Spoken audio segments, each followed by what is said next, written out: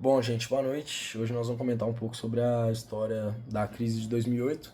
A gente vai apresentar um pouco da crise, comentar sobre a magnitude dela e a relevância histórica dela também. Então, em setembro de 2008, o mundo todo acordou com uma notícia que poucos acreditavam que poderia ser possível, de que um dos maiores bancos de investimento do planeta tinha falido, né, o Lehman Brothers.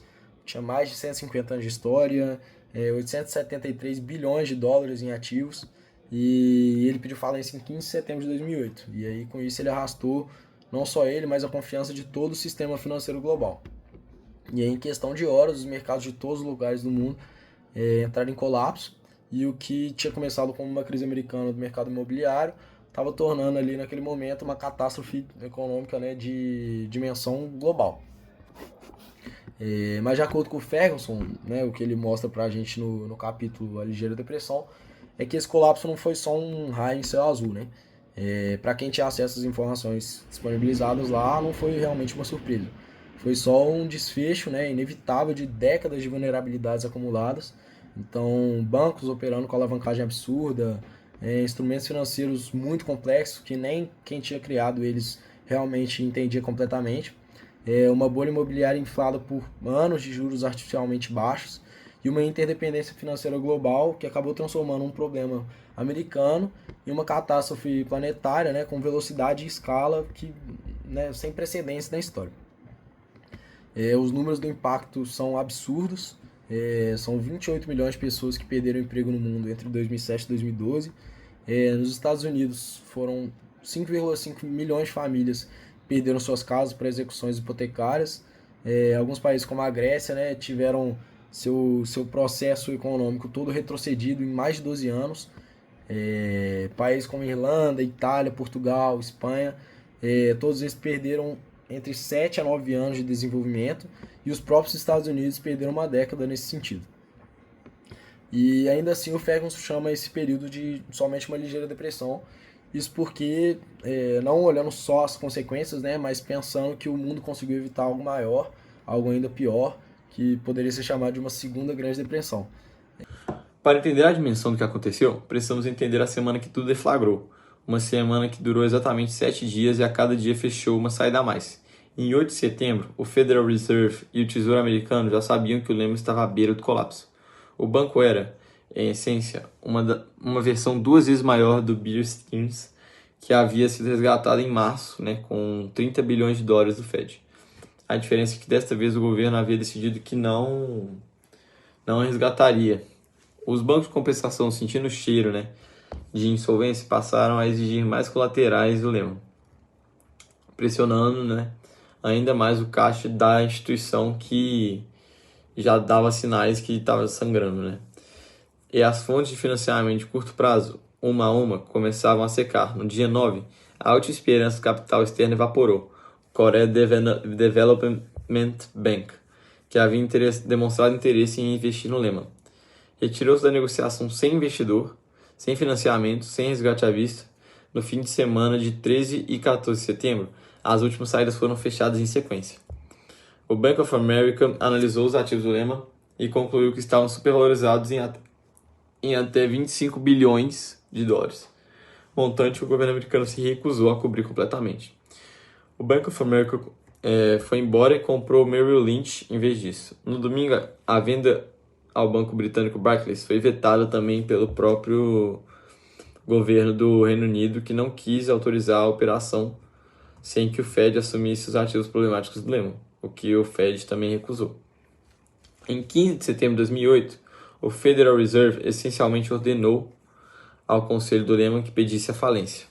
O resultado imediato foi devastador e, muito mais rápido do que as autoridades haviam previsto. A taxa de empréstimo interbancário de Londres, a Libor, saltou 333 pontos em 2 dias, sinalizando pânico total no sistema interbancário. O mercado de papéis comerciais colapsou, retirando 500 bilhões de dólares do sistema em uma semana.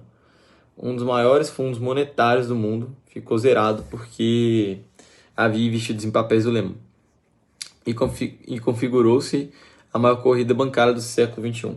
Não às agências fiscais, mas a qualquer instrumento financeiro de curto prazo emitido por qualquer instituição. A pergunta tomou conta dos mercados foi brutal. Na sua simplicidade, se o Lehman Brothers, com 150 anos de história, podia quebrar da noite para o dia, qual instituição no mundo estava verdadeiramente a salvo? A resposta que os mercados deram foi nenhuma. E foi tipo assim, essa resposta que quase destruiu o sistema financeiro global. Seria um erro reduzir a crise de 2008 à falência dos Lehman Brothers. O banco foi um gatilho, não foi a arma. A principal arma havia sido carregada durante muito tempo e Ferguson a desmonta cirurgicamente. A primeira e mais fundamental causa era a alavancagem absurda com que os grandes bancos operavam. Os principais bancos de investimento americanos trabalhavam com índices de $30 de dívida para cada dólar de capital próprio, 30 para 1. Isso significa que qualquer perda superior a pouco mais de 3% dos ativos era suficiente para destruir todo o patrimônio da instituição. E os ativos que esses bancos compravam com essas dívidas eram exatamente os mais arriscados. Hipotecas empacotadas em instrumentos financeiros complexos, classificados como seguros pelas agências de risco, quando na verdade carregavam riscos que ninguém havia testado em condições de estresse real. O segundo problema era a ilusão de segurança fabricada industrialmente pela securitização. Em 2008, havia no mundo apenas 12 empresas com classificação máxima de crédito genuína, empresas que de fato mereciam a nota AAA, mas haviam 64 mil instrumentos financeiros estruturados com a mesma classificação máxima, 64 mil. E essa diferença não é um detalhe técnico, é a radiografia de um sistema que havia aprendido a fabricar segurança falsa em escala industrial, com a cumplicidade das agências de classificação de risco que eram pagas pelas mesmas, instituições cujos produtos avaliavam. O terceiro problema foi a política monetária excessivamente frouxa do Federal Reserve entre 2002 e 2004, que manteve os juros artificialmente baixos por muito tempo. O resultado foi uma inflação imobiliária de quase 20% ao ano em 2004, uma bolha que inflou progressivamente até o ponto em que se tornou matematicamente inevitável. Quando as taxas de hipotecas com juros ajustáveis foram redefinidas para patamares muito mais altos, milhões de famílias que haviam tomado empréstimos que não podiam honrar começaram a inadimplir em massa. E por trás de tudo isso estava o que Ferguson chamou de chimérica, a simbiose estrutural entre o excesso de poupança chinesa e o excesso de consumo americano. A China reciclava seus imensos superávites comerciais comprando títulos americanos, inclusive os títulos hipotecários das agências Fannie Mae e Freddie Mac, no quais detinha mais de 500 bilhões de dólares. Esse fluxo de capital mantinha os juros americanos de longo prazo artificialmente baixos, alimentando a bolha que Fed deveria ter contido. Os dois países estavam presos numa armadilha de dependência mútua. Nenhum dos dois tinha interesse em romper, até que a armadilha fechou sozinha, e o mundo inteiro pagou a conta. Diante do colapso, governos e bancos centrais responderam com uma combinação de medidas sem precedente na história econômica do século XX. E é aqui que a análise de Ferguson se torna especialmente rica, porque ele não se limita a descrever o que foi feito, mas questiona por que funcionou, onde não funcionou e o que ficou por resolver. A resposta americana foi construída em camadas. O Federal Reserve cortou os juros a quase zero e expandiu seu balanço de 900 bilhões para mais de 2,2 trilhões de dólares em menos de 3 meses, comprando diretamente títulos e ativos no mercado, numa política que ficou conhecida como flexibilização quantitativa. O que é?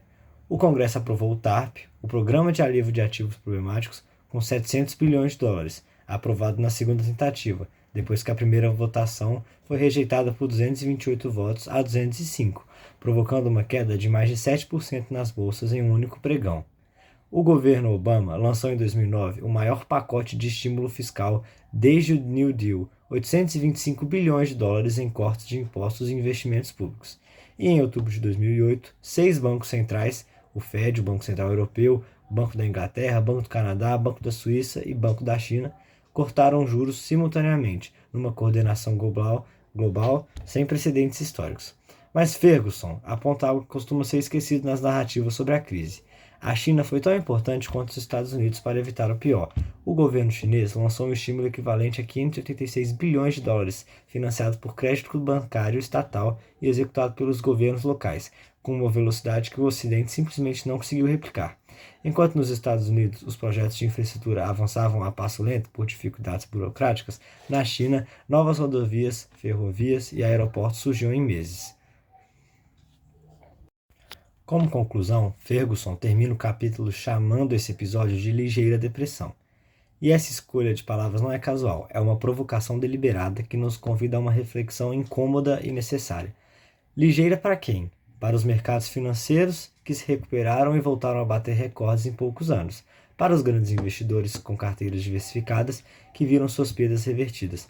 Para os Estados Unidos como uma economia agregada, que evitou o colapso catastrófico dos anos 1930. Para esse, sim, foi ligeira, mas não foi ligeira para as 28 milhões de pessoas que perderam o emprego no mundo. Não foi ligeira para 5,5 milhões de famílias americanas que perderam suas casas. Não foi ligeira para a Grécia. Não foi ligeira para os jovens europeus.